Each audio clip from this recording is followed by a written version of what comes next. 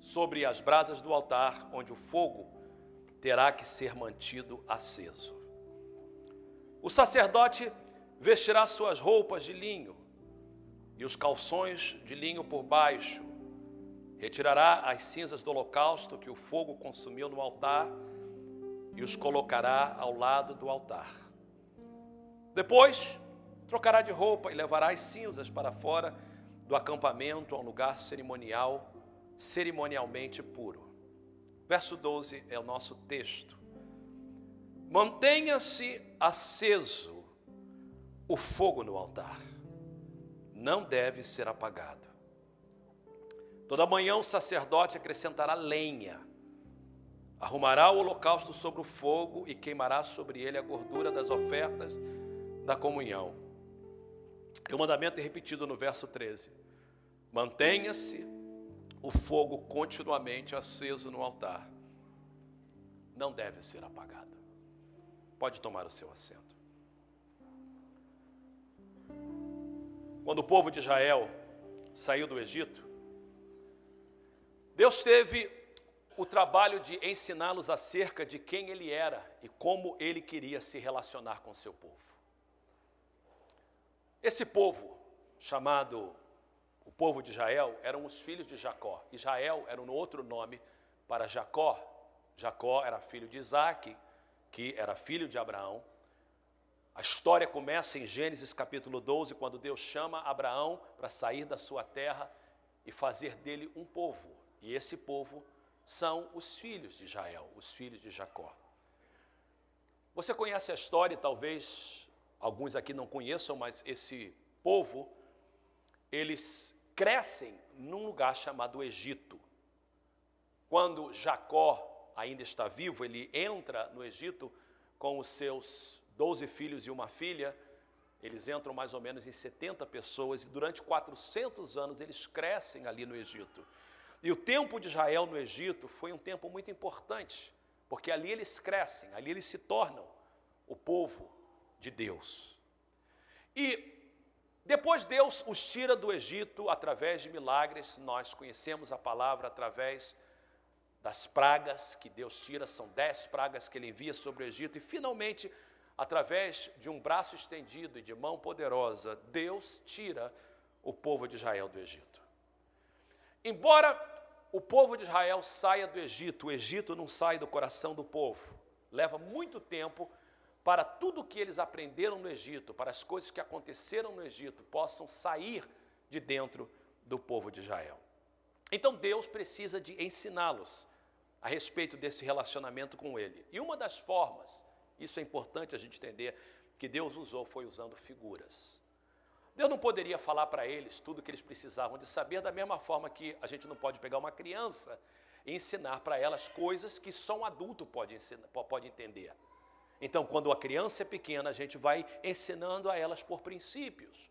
A gente, quando quer ensinar matemática para uma criança, a gente tem que começar dizendo, olha, 2 mais 2 são 4, e ela não entende que 2 mais 2 são 4, e a gente vai ter que, então, colocar 2 maçãs e colocar mais 2 maçãs, e finalmente dizer que essas 4 maçãs, então, agora fazem parte dessa matemática, dessa adição. E foi isso que Deus fez. E uma das formas que Deus usou, então, nessas figuras foi na figura de um tabernáculo. O tabernáculo a palavra tabernáculo significa residência, é um lugar de habitação. E Deus mandou que Moisés construísse um tabernáculo. E mais ou menos essa é a figura do tabernáculo dos judeus. Eles moravam no deserto e o tabernáculo foi construído quando eles estavam no deserto. E eles ficaram 40 anos no deserto e a figura do tabernáculo foi muito importante para o povo de Israel. Havia no tabernáculo, e você vê as cortinas do tabernáculo, havia 3 divisões no tabernáculo. A primeira divisão, assim que você passava da cortina, era o pátio. E quando você entrava lá dentro, no centro do tabernáculo, havia 2 divisões, que era o santuário e o Santo dos Santos, o lugar santíssimo. E o que Deus queria mostrar para a nação de Israel é que Deus queria habitar no meio do povo de Israel. Você vê naquela figura que há uma coluna de fogo, e essa coluna de fogo, durante 40 anos, esteve sempre sobre o tabernáculo. À noite, era uma coluna de fogo. Durante o dia era uma nuvem, era um pilar, era uma coluna de nuvem. E isso significava a presença de Deus. Era uma forma que eles podiam entender que Deus queria habitar com eles. As tribos de Israel, elas tinham que acampar em volta do tabernáculo. Então, todas as vezes que eles estavam acampados, eles acampavam em volta do tabernáculo, 3 tribos para o norte, 3 tribos para o sul, 3 tribos para o leste e 3 tribos para o oeste. Então, o tabernáculo era uma forma de Deus mostrar para eles, através de figura, que eles precisavam de ter a presença de Deus com eles. Que para eles serem povo de Deus, para que eles fossem pessoas que Deus pudesse chamá-los de meu povo, eles precisavam da presença de Deus. Mas para que a presença de Deus estivesse ali, era necessário que eles vivessem uma vida santa. Então, a leitura que eu fiz em Lucas capítulo 6, em Levítico capítulo 6, tem a ver com esse tabernáculo. Quando você entrava no tabernáculo, você nota que lá atrás estava o santuário, o Santo dos Santos. Mas assim que você entrava no pátio, passava das cortinas do tabernáculo, o primeiro lugar que o adorador via era um altar de holocausto. A palavra holocausto vem do grego, na verdade, que significa holocausto, significa queimar totalmente. Mas a palavra no original hebraico é olá, e a ideia é uma oferta que sobe para Deus. E toda pessoa que entrava na presença de Deus, a primeira coisa que tinha que fazer é passar pelo altar. Era levar uma oferta para ser consagrada a Deus no altar.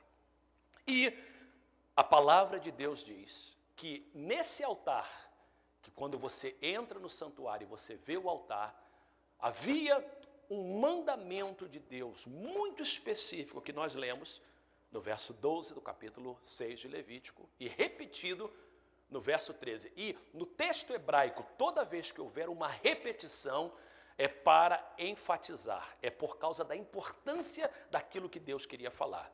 Então, repetição no texto bíblico e principalmente no Velho Testamento é uma ênfase de algo importante. E Deus diz para o povo de Israel, e Deus diz para os sacerdotes, preste atenção, mantenha-se o fogo ardendo, aceso no altar. Ele não deve ser apagado. Paulo diz a respeito das experiências dos israelitas em 1 Coríntios capítulo 10, verso 6, ele diz o seguinte: essas coisas ocorreram como exemplo para nós. O autor de Hebreus diz o seguinte: era necessário, portanto, que as figuras das coisas que estão no céu fossem purificadas com tais sacrifícios, mas as próprias coisas celestiais com sacrifícios melhores do que estes.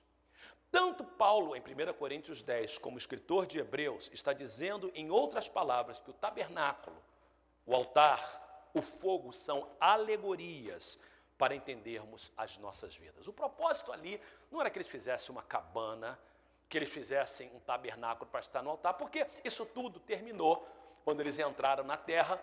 O tabernáculo foi substituído por um templo, e depois, no Novo Testamento, a Bíblia diz que a igreja do Senhor Jesus Cristo se torna o templo de Deus. A revelação de Deus é progressiva. Mas o que Deus estava tentando mostrar para o povo de Israel é a mesma coisa que Deus mostra para nós. Novamente, o tabernáculo representa a habitação de Deus conosco, a sua presença em nosso meio. Preste atenção, as divisões do tabernáculo representam o nível de intimidade com Deus que cada um de nós devemos ter.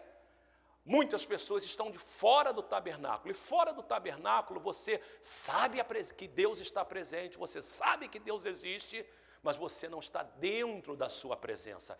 Quando você passa pelas cortinas do tabernáculo e entra, o primeiro lugar que você entra é o pátio, é o lugar onde você vai sacrificar, onde você vai adorar. Mas Deus diz: eu não quero que você fique somente ali, eu quero que você entre um pouco mais e você entra no lugar santo. E depois, Deus, eu quero que você entre um pouco mais e você entra no lugar santíssimo. O que Deus quer é intimidade conosco.